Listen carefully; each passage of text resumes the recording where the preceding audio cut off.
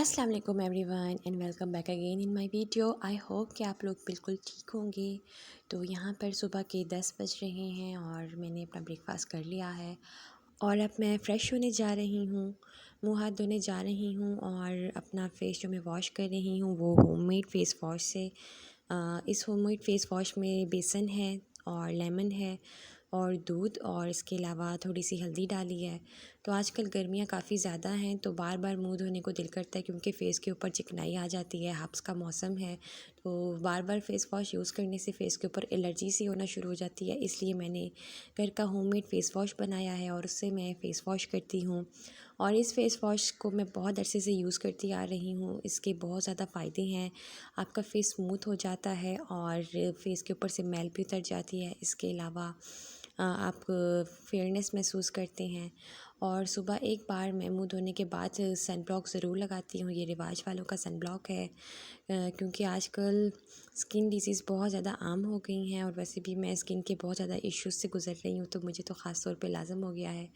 तो अरहम यहाँ पे उठ चुका था और कार्टून देख रहा था और यहाँ पे मैंने कुछ रोटियां बना के रखी थी जो कि आटा सड़ गया था, उनकी के परिंदों को डाल दूँगी और इतनी देर में इनके ऊपर कीड़ियाँ आ गई थी। तो इनको मैंने बजाय हाथों से छोटा करने के छुरी से काट लिया कि मेरे हाथों पे कीड़ियाँ ना चढ़ जाएं और परिंदों को डाल आई। अगर मैं आटे को ऐसे ही फेंक देती तो वो ज़ाया हो जाता और किसी काम ना आता। तो बजाय आटे को ज़ाया करने के उसकी रोटी बना लेनी चाहिए। तो अरहम को ना सुबह उठते ही गले में पेन सी थी और ज़ुकाम महसूस हो रहा था। तो मैं इसको यहाँ पे कफ़ कोल दे रही हूँ क्योंकि कफ़ कोल अगर स्टार्ट में दे दी जाए ना तो बच्चों के गले थोड़े कवर हो जाते हैं और उन्हें बुखार नहीं होता। तो ये काफ़ी ज़्यादा पर्पस के लिए भी यूज़ होती है, जैसे खांसी हो गई, ज़ुकाम हो गया और बुखार हो गया। तो 1 टीस्पून के करीब मैंने कफ़ कोल अरहम को सुबह दे दी।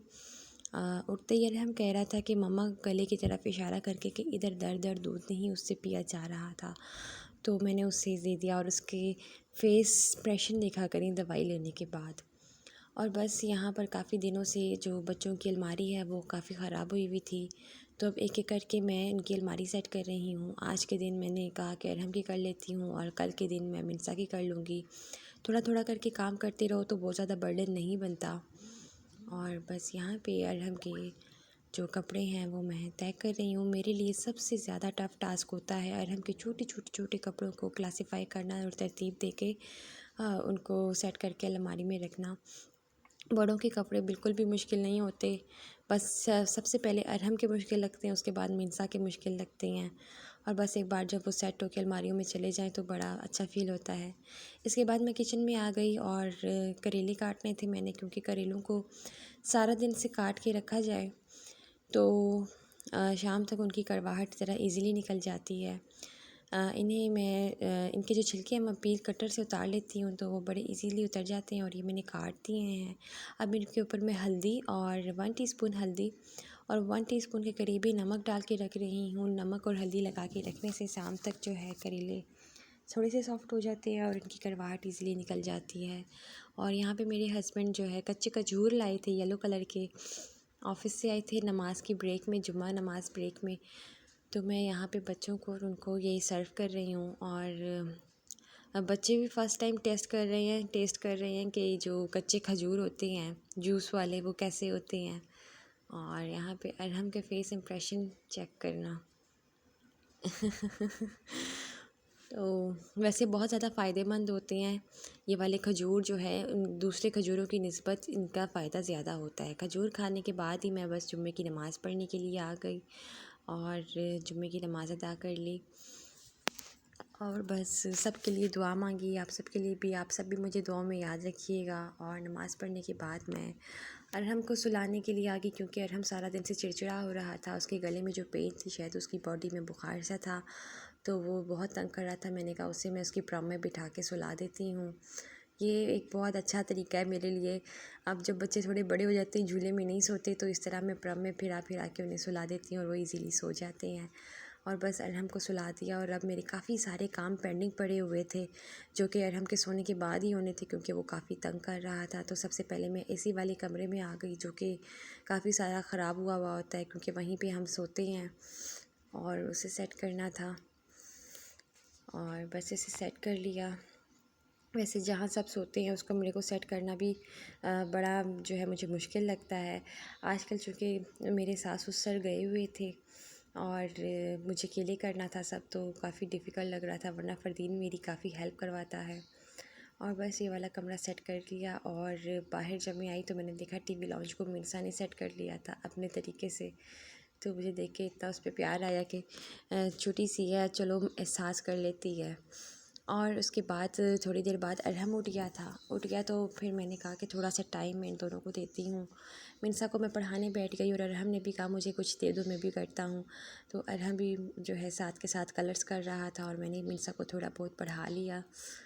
और थोड़ा सा बच्चों को टाइम देने के बाद मैं 1 घंटे के लिए नैप ले लिया था, सो गई थी। और उसके बाद शाम में जब उठी तो मैंने खाना बनाना था और मेरे अपने गलों में थोड़ा सा पेन फ़ील हो रहा था, तो मैंने अपने लिए लेमन ग्रास का जो कावा है वो बना लिया। बजाय इसके कि मैं भी मेडिसिन्स लेके अपना स्टमक डिस्टर्ब करूँ, जो कि अक्सर ही रहता है। मैंने यही बेहतर समझा कि मैं कावा पी लेती हूँ। और अब मैंने करेले गोश्त बनाने थे, उसके लिए मसाला मैंने बना के फ्रीज़ किया हुआ था पहले से। तो मटन के अंदर मैं आज करेले गोश्त बना रही हूँ और उसका मसाला मैंने पहले से बना रखा था और फ्रीज़ कर दिया था। अब इस मसाले को डीप फ्रॉस्ट करके थोड़ा सा मैं भून लूँगी ऑयल में। और यहाँ पे साथ ही मैंने आटा गूँध लिया और उसके दौरान ही मुझे पता चला कि मेरे सास-ससुर वापस आ रहे हैं, तो बस मुझे थोड़ा सा एहतमाम ज़्यादा करना पड़ गया। और करेलों की कड़वाहट निकालने का तरीका ये है कि इनको मसलते जाओ, अच्छी तरह से मसलते जाओ और अपने हाथों की ताकत से इनका जो जूस है वो अच्छी तरह से निकाल लो। और ये इनकी कड़वाहट है जो निकल आती है, इसमें मैंने पानी बिल्कुल ऐड नहीं किया था, ये करेलों का अपना जूस है जो मैंने निकाला है। और थोड़ा सा मैं पैन में ऑयल ले लिया और करेलों को वॉश करके निचोड़ के अब मैं इसमें डाल रही हूँ और इनको हल्का सा फ्राई कर लेंगे। और यहाँ मसाला मेरा पहले से रेडी था, इसके अंदर मैंने 2 मीडियम साइज़ के प्याज, 2 मीडियम साइज़ के टमाटर और थोड़ी सी हरी मिर्चें बारीक काट के डाल दी। और इसके साथ ही जो मैंने करेले फ्राई किए हैं अब वो जाएंगे इसमें। और झटपट मेरे जो करेले गोश्त हैं वो इस तरह से रेडी हैं कि मैंने पहले मसाला बना रखा था। और करेलों को निचोड़ के फ्राई करने से इनकी कड़वाहट काफ़ी हद तक ख़त्म हो जाती है, बस 10% रह जाती है। और बस अब मैं घर में रोटियां बना रही हूँ क्योंकि सब आ रहे थे तो उनकी भी बनानी थी।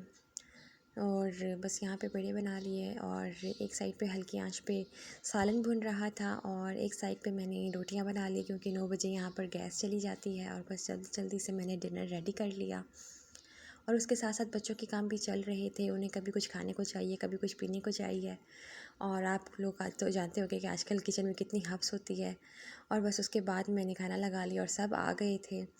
तो कल मैंने बिरयानी बनाई थी और थोड़ी सी बिरयानी थी वो भी रख ली और डिनर कर लिया। और उसके बाद ईशा की नमाज़ पढ़ ली। और बस ये था मेरा आज का व्लॉग। आई होप कि आप लोग को पसंद आया होगा। तो मिलती हूँ नेक्स्ट वीडियो में, तब तक के लिए अल्लाह हाफिज़।